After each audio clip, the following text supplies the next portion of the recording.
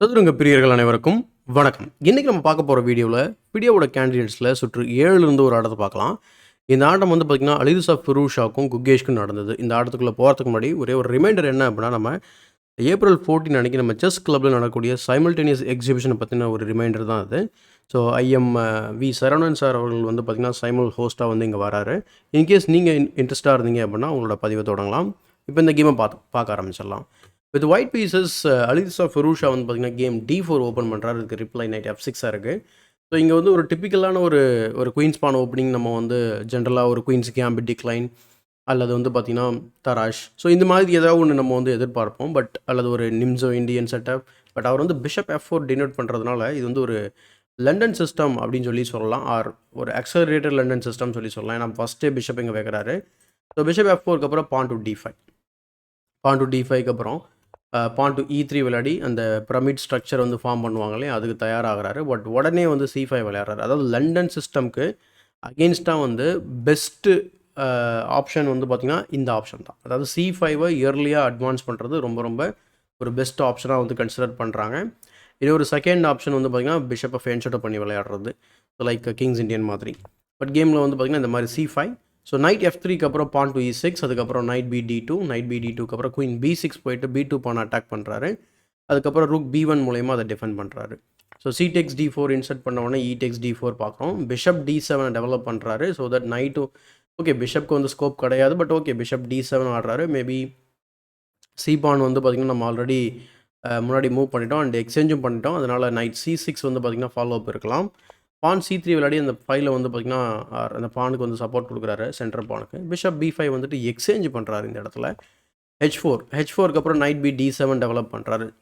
So rook H3 இது ரொம்ப ஒரு நியூ மூவ் இந்த பொசிஷன். ஸோ இந்த பொசிஷனே வந்து பார்த்திங்கன்னா ஒரு சில FM அண்ட் இன்டர்நேஷ்னல் மாஸ்டர்ஸ் வந்து ஆடிருக்காங்க.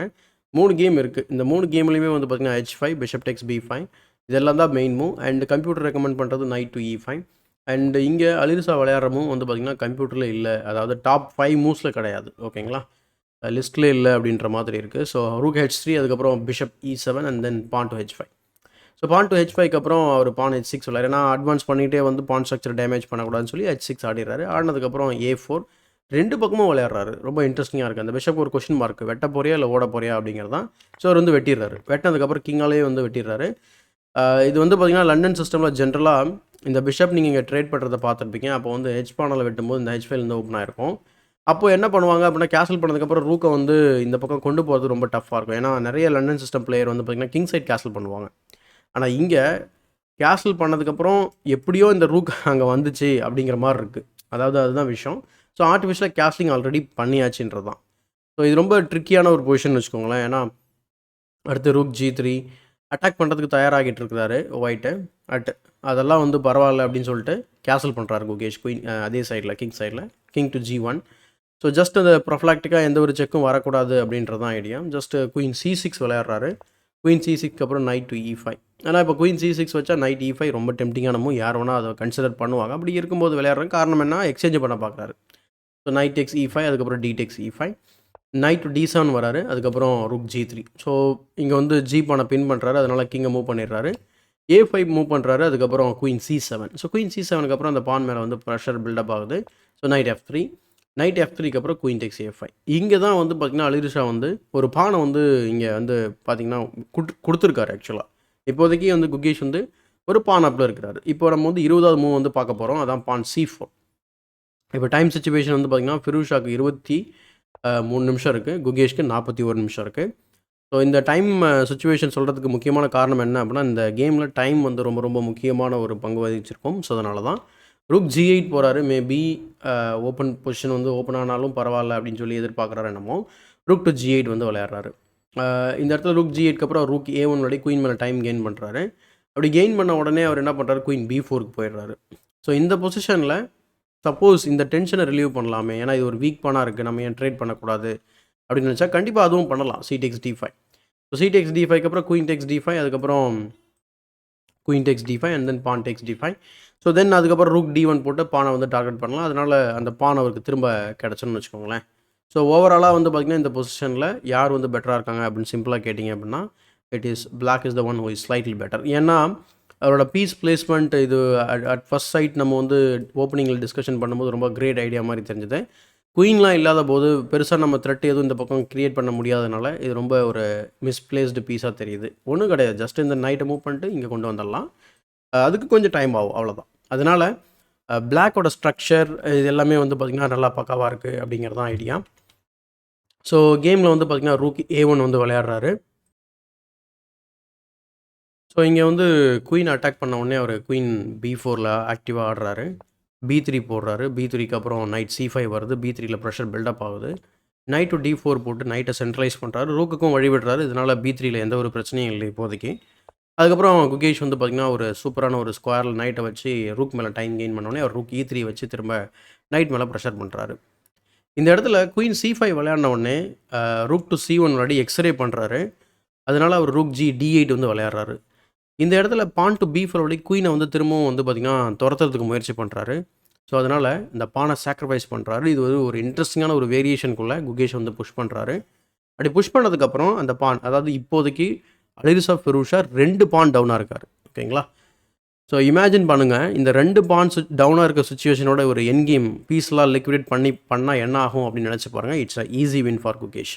பட் அவ்வளோ ஈஸியாக வந்து அலிரிசா வந்து விட்டுற மாட்டார்.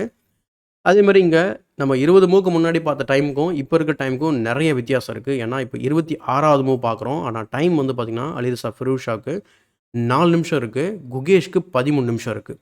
பட் இந்த டைம் ப்ரெஷரில் அலிரிசா ஃபிரூஷா 2 பான் டவுனாக இருக்கார். நம்மளாக இருந்தால் என்ன ஆகும்னு சொல்லி நினச்சி பாருங்கள். பட் இவர் எப்படி ஹேண்டில் பண்ணுறாரு அப்படிங்கிறது ரொம்ப பெரிய லேர்னிங் நமக்கு. C takes D5 வந்து விளையாடுறாரு. இந்த இடத்துல இந்த ரூக் எக்ஸ்ரே இருக்குது, எல்லாமே தெரியும் அவருக்கு. இருந்தாலும் C takes D5 விளையாடுறாரு. ரொம்ப ஒரு டாக்டிக்கலான ஒரு லைனுக்குள்ளே என்ட்ரு ஆகிறாரு. இந்த இடத்துல குகேஷ்க்கு 2 ஆப்ஷன் இருக்குது. ஒன்று சிம்பிளாக வந்து இந்த பானை வெட்டிட்டு நைட்டுக்கு பாதுகாப்பு கொடுக்கறது. இன்னொன்று நைட் டேக்ஸ் F2. இந்த நைட் டேக்ஸ் F2 வந்து பார்த்திங்கன்னா ஒரு லென்த்தான ஒரு டாக்டிக்கல் லைன். அதை வந்து ப்ராப்பராக வந்து அலிரிசா ஹேண்டில் பண்ணுவார். ஸோ கிங் டேக்ஸ் F2 விளையாடுனதுக்கப்புறம் ஒரு பீஸ் சாக்ரிஃபைஸ். என்ன ஐடியா அப்படின்னு சொன்னால், இந்த இடத்துல ரூக் டேக்ஸ் D5க்கு அப்புறம் இந்த நைட் வந்து பின்னில் இருக்க போது, ஆனால் அந்த நைட்டுக்கு ஆல்ரெடி டபுள் அட்டாக், அதாவது இன்க்ளூடிங் இந்த பீஸ் வந்து பார்த்திங்கன்னா பின் பண்ணது இல்லையா, அதுவும் சேர்த்து டபுள் அட்டாக் இருக்குது ஆல்ரெடி.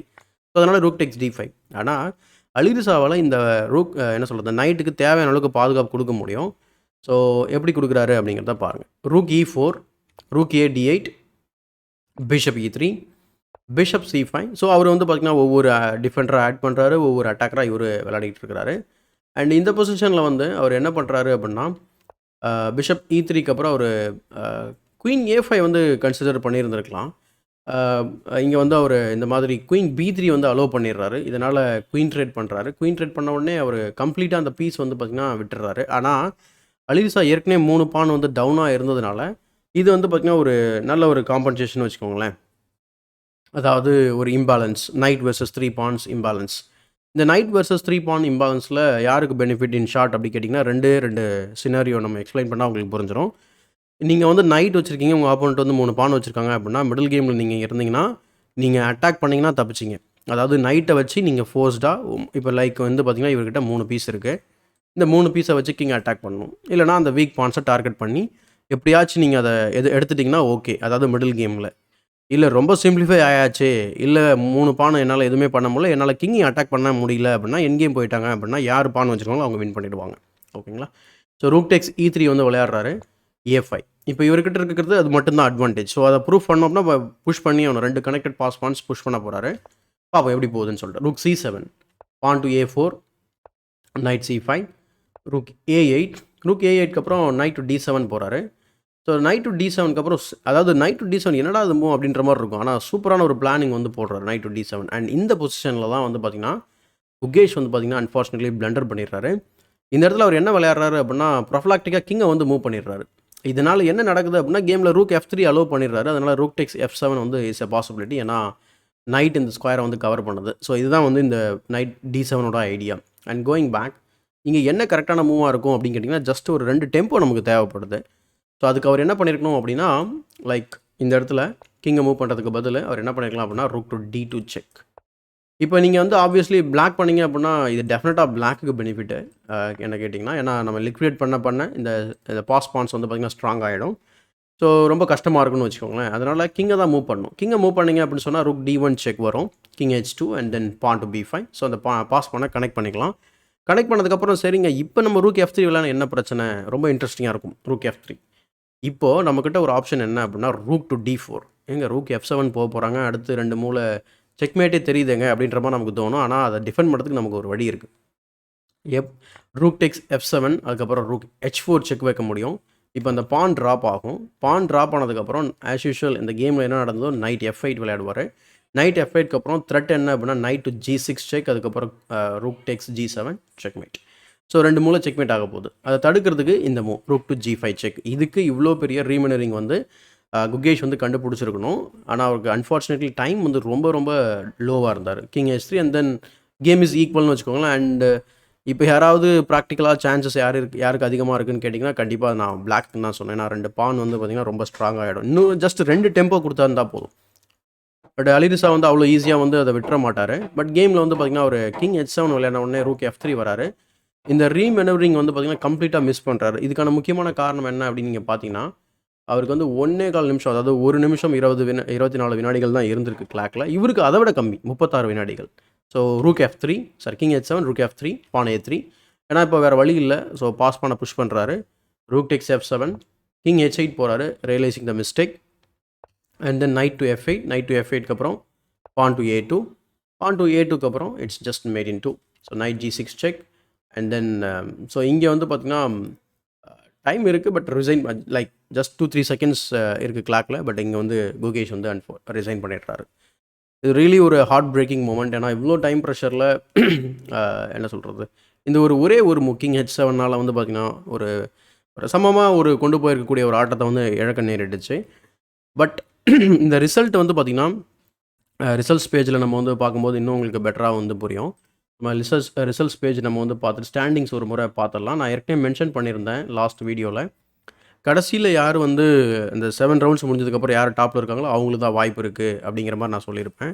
ஸோ அந்த வகையில் வந்து பார்த்திங்கன்னா யான் நெப்போம்னியாஷி வந்து பார்த்திங்கன்னா 4.5, குகேஷ் 4. அதாவது அந்த கேம் வந்து பார்த்திங்கன்னா தோல்வி அடைஞ்சுமே 4வது அதாவது 4 புள்ளி எடுத்துருக்காரு. சப்போஸ் ட்ரா பண்ணியிருந்தா கூட ஆஸ் யூஷுவல் அவர் யான் நெப்போம்னியாஷியோட வந்து பார்த்திங்கன்னா லீடில் இருப்பார். அடுத்து ஃபேபி 4 பாயிண்ட்ஸ், அடுத்து ப்ரக் வந்து பார்த்திங்கன்னா 4 பாயிண்ட்ஸ். கண்டிப்பாக இந்த அடுத்த செட் ஆஃப் பீப்புளுக்கும் வாய்ப்பு இருக்குது. Hikaru Nakamura, Vidit Gujrathi, Alireza Firouzja. ஏன்னா ஃபஸ்ட்டில் இருக்கவருக்கும் இவங்களுக்கும் வந்து பார்த்திங்கன்னா like not Alireza Firouzja but Hikaru and Vidit. ஏன்னா ஒரு பாயிண்ட் தான் வந்து வித்தியாசம். ஸோ பட் யான் வந்து பார்த்திங்கன்னா பயங்கர ஃபார்மில் இருக்கார் அப்படிங்கிறது எல்லாருக்குமே தெரியும். அதேமாரி நம்ம Indian players like Gukesh and Pragg and Hikaru, ஃபேபி இவங்கள பற்றி நம்ம எக்ஸ்பிளைன் பண்ணவே தேவையில்லை. அதாவது அடுத்து இருக்கக்கூடிய இவ்வளோ 7 ரவுண்ட் பயங்கரமாக வந்து அனல் பறக்கும் அப்படிங்கிறது தான். ஸோ எப்படி நடக்குது அப்படிங்கிறத பொறுத்திருந்து பார்க்கலாம். இன்கேஸ் நம்ம சேனலை சப்ஸ்கிரைப் பண்ணல அப்படின்னா சப்ஸ்கிரைப் பண்ணிட்டு பெல் பட்டனை ப்ரெஸ் பண்ணி வச்சுக்கோங்க. இந்த வீடியோக்கு ஒரு லைக் போடுங்க, மற்றவங்களுக்கு மறக்காமல் ஷேர் பண்ணுங்கள்.